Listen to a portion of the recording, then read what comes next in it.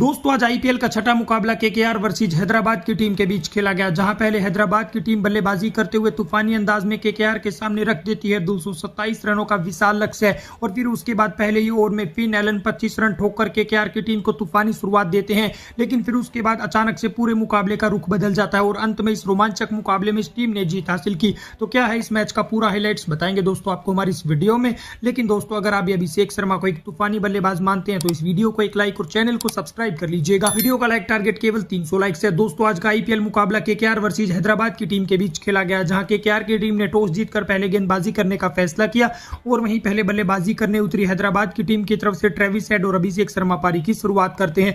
दोनों ही बल्लेबाज power play में आज तूफानी अंदाज में बल्लेबाजी कर रहे थे। दोनों के बीच पहले तो पावर प्ले में 50 रनों की पार्टनरशिप पूरी होती है। एक छोर पर ट्रेविस हेड तूफानी अंदाज में बल्लेबाजी कर रहे थे, दूसरे छोर पर अभिषेक शर्मा भी वरुण चक्रवर्ती के ओवर में 25 रन ठोक डालते हैं। दोनों ही बल्लेबाज हैदराबाद के स्कोर को पावर प्ले में 80 रनों के पार पहुंचाते हैं। लेकिन तभी पावर प्ले के आखिरी ओवर में ट्रेविस हेड 21 गेंदों पे 46 रन बनाकर आउट हो जाते हैं और 82 रन के स्कोर पे पावर प्ले में ही हैदराबाद का पहला विकेट गिरता है।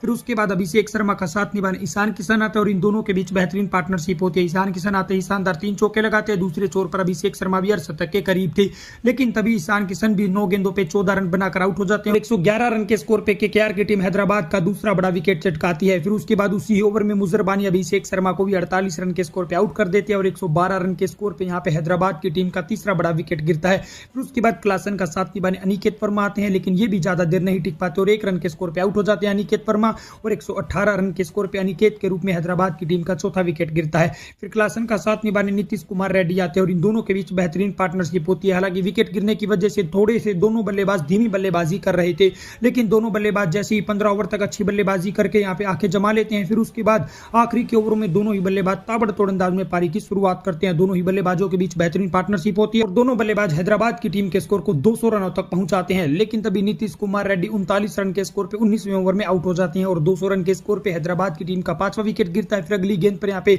सलील अरोड़ा भी बोल्ड हो जाते हैं, लेकिन अंत में क्लासन शानदार 2 चौके लगाकर अपना अर्धशतक पूरा करते हैं। अर्धशतक लगाने के बाद वो भी 52 रन के स्कोर पे आउट हो जाते हैं। हैदराबाद की टीम 20 ओवर में 226 रन 8 विकेट के नुकसान पर बनाती है। जवाब में 227 रनों के लक्ष्य का पीछा करने उतरी कोलकाता की तरफ से रहाणे और फिन एलन पारी की शुरुआत करते हैं।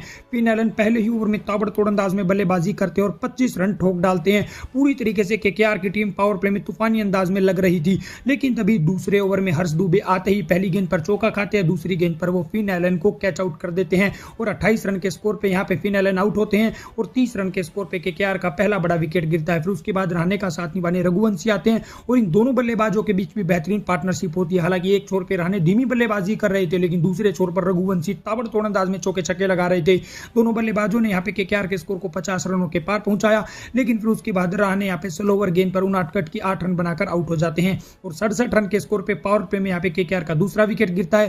फिर उसके बाद कैमरन ग्रीन यहाँ पे रघुवंशी का साथ निभाने आते हैं, लेकिन इन दोनों बल्लेबाजों की पार्टनरशिप भी नहीं टिक पाती। तालमेल की गड़बड़ी की वजह से यहाँ पे कैमरन ग्रीन 2 रन के स्कोर पे आउट हो जाते हैं और यहाँ पे पावर प्ले की आखिरी गेंद पर 74 रन के स्कोर पे केकेआर का तीसरा विकेट गिरता है। उसके बाद रघुवंशी का साथ निभाने रिंकू सिंह आते हैं और इन दोनों के बीच बेहतरीन पार्टनरशिप होती है। दोनों ही बल्लेबाज तूफानी अंदाज में बल्लेबाजी करते हुए केकेआर के स्कोर को 100 रनों के पार पहुंचाते हैं और रघुवंशी भी एक छोर पे शानदार अंदाज में बल्लेबाजी करते हुए अपना अर्धशतक पूरा करते हैं।